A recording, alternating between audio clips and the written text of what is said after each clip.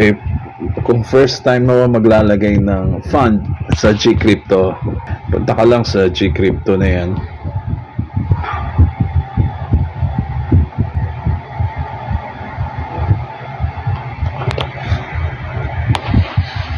Ayan, kitang-kita mo naman agad, 'di ba?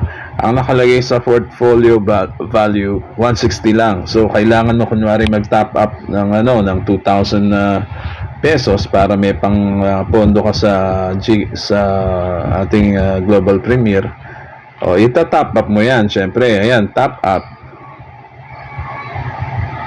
O kung may laman yung GCash wallet mo, ilalagay mo dyan yung worth na na money. Para sigurado ka, sobrahan mo, lagay mo mga 2,200 maybe. O ganyan, tapos continue. And then magkakaroon na yan ng laman, no?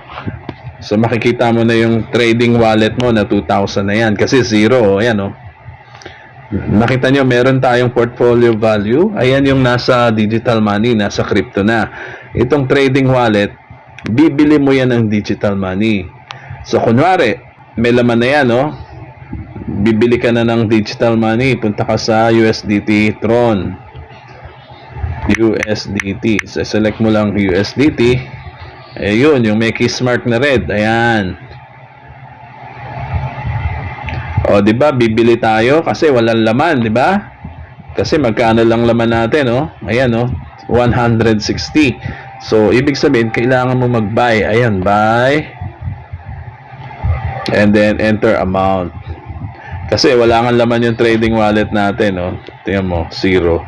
Wala tayong pambili. Pero pag natapapan mo yan, galing sa GCash wallet, pwede ka nang bumili ng 2,200 dyan. For example lang naman. And then, ayan, ano mo na,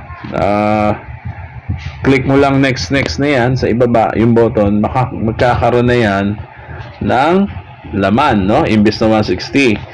Ngayon, pupunta naman natin ito sa Global Premier. Ang gagawin mo naman, send, 'di ba? Ayan, send. Diyan ka naman magse-send. Yung isang video ko ang nag-explain diyan, 'di ba? So, yan lang muna, sana naintindihan niyo, ha. Maraming salamat po. Ito po si Edgy Garcia.